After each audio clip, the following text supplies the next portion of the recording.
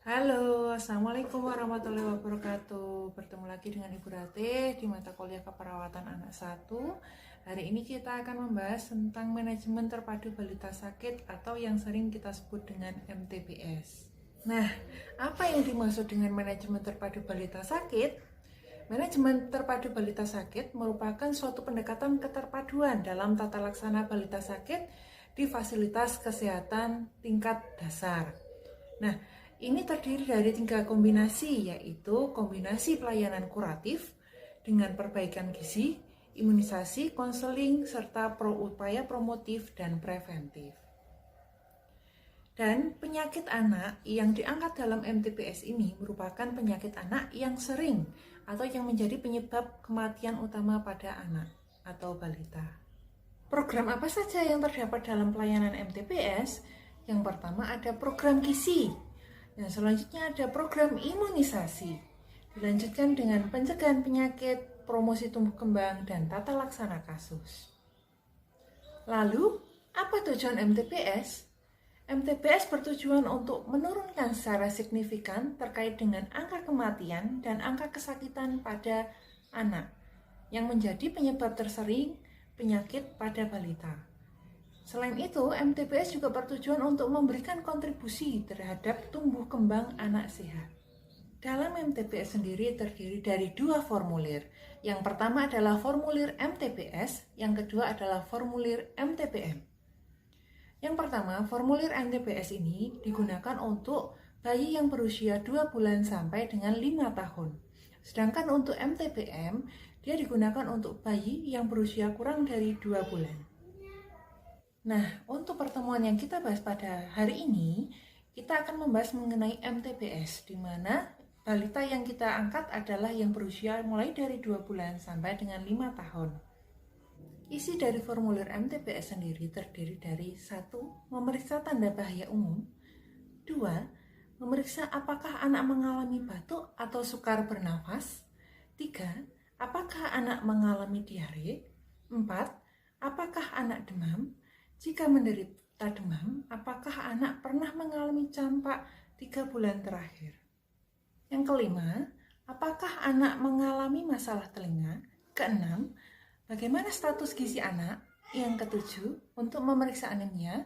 Yang selanjutnya adalah memeriksa status HIV anak dan memeriksa status imunisasi anak dan memeriksa pemberian vitamin A serta menilai masalah atau keluhan lainnya.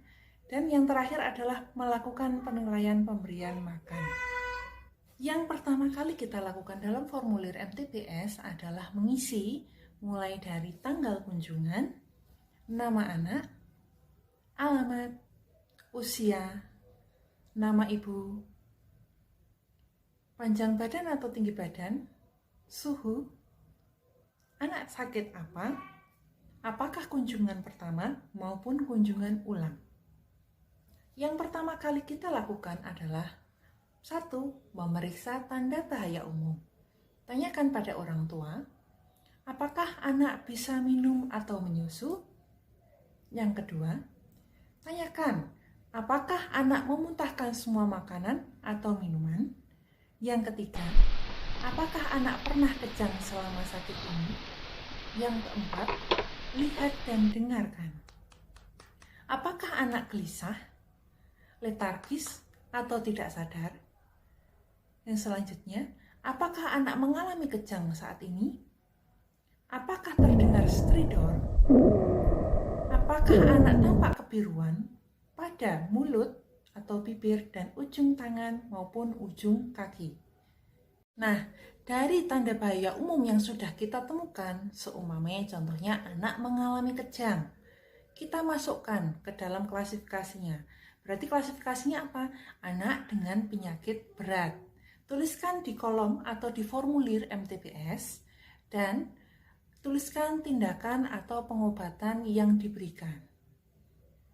Untuk pemeriksaan dari formulir yang kedua, berikutnya adalah apakah anak mengalami batuk atau sukar bernafas? Jawabannya bisa ya ataupun tidak. Nah, jika pada pemeriksaan ini anak tidak mengalami gejala atau keluhan terkait dengan batuk, ataupun sukar bernafas, kita bisa melewati pemeriksaan ini dan berlanjut ke pemeriksaan yang berikutnya. Tetapi, jika ada keluhan terkait dengan batuk dan sukar bernafas, maka kita perlu tanyakan kepada orang tua.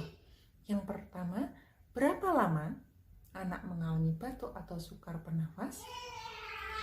Yang kedua, hitung nafas dalam 1 menit.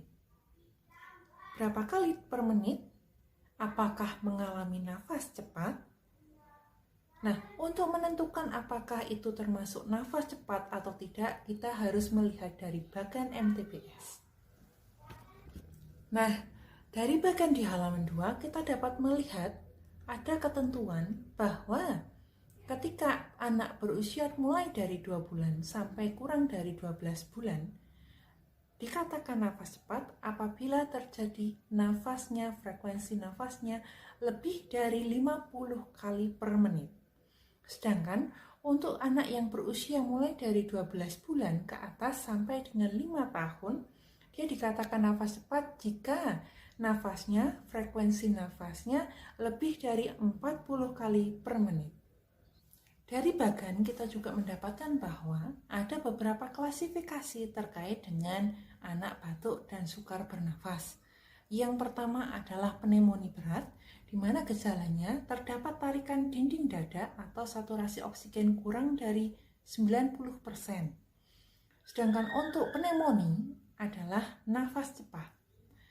Dan untuk tanda atau gejala pada batuk bukan pneumonia, yaitu tidak ada tanda-tanda pneumonia berat ataupun pneumonia.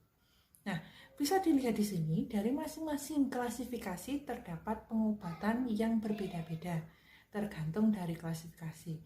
Nah, itu jangan lupa dituliskan di bagian formulir MTBS di bagian klasifikasi dan tindakan atau pengobatan. Nah, untuk formulir yang selanjutnya adalah untuk menilai anak dengan diare. Pertanyaannya, apakah anak mengalami diare? Iya atau tidak? Berapa lama? Adakah darah dalam tinja? Bagaimana keadaan umum anak? Apakah anak tampak letargis atau tidak sadar? Atau kita sebut tidak peduli dengan lingkungannya, walaupun kita berikan rangsang berupa suara ataupun berupa rangsang nyeri seperti cubitan. Apakah anak rewel atau mudah marah? Apakah mata anak tampak cekung? Coba beri anak minum. Apakah dia hanya minum sedikit atau tidak bisa minum?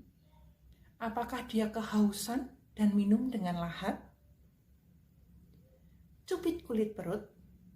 Apakah kembalinya sangat lambat atau lebih dari 2 detik? Lambat atau masih terlihat lipatan kulit. Nah, dari pengkajian yang sudah kita lakukan untuk pengkajian diare, silahkan dilingkari area atau pertanyaan-pertanyaan yang memiliki atau yang terdapat gejala pada anak.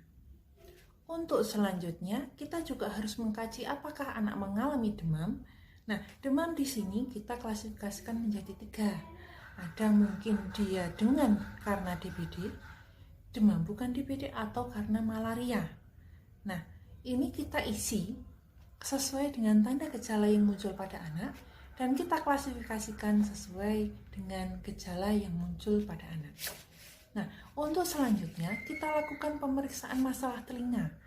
Jangan-jangan anak mengalami demam karena ada permasalahan di area telinganya. Terus, untuk pertanyaan di formulir yang selanjutnya, kita nilai status gizi. Kita bisa melihat di sini, di dalam bagan MTBS, terdapat grafik terkait dengan status gizi anak. Nah, itu bisa kita sesuaikan apakah kita mau melihat panjang badan berdasarkan umur, ataukah tinggi badan atau berat badan berdasarkan umur, ataukah berat badan berdasarkan tinggi badan. Kita bisa lihat klasifikasinya dan berikan tindakan atau pengobatan sesuai dengan masalah yang dialami oleh anak. Terus selanjutnya, kita bisa melakukan pemeriksaan anemia. Kita bisa melihat pada telapak tangan, apakah telapak tangan anak tampak pucat, sangat pucat, atau agak pucat. Seperti itu. Nanti baru kita bisa klasifikasikan. Yang selanjutnya adalah memeriksa status HIV. Nah, di sini kita bisa melihat bagaimana apakah si anak atau keluarga anak memiliki riwayat dengan HIV/AIDS. Seperti itu. Bisa kita tanyakan di sini. Nah, selanjutnya kita menilai tentang status imunisasi. Apakah pada saat kunjungan tersebut anak memerlukan imunisasi atau tidak?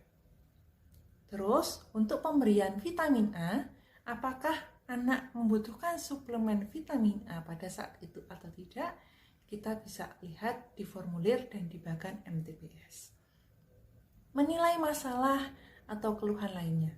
Apakah ada permasalahan terkait dengan kesehatan atau keluhan lainnya terkait dengan kesehatan anak di luar dari formulir yang tadi sudah kita tanyakan?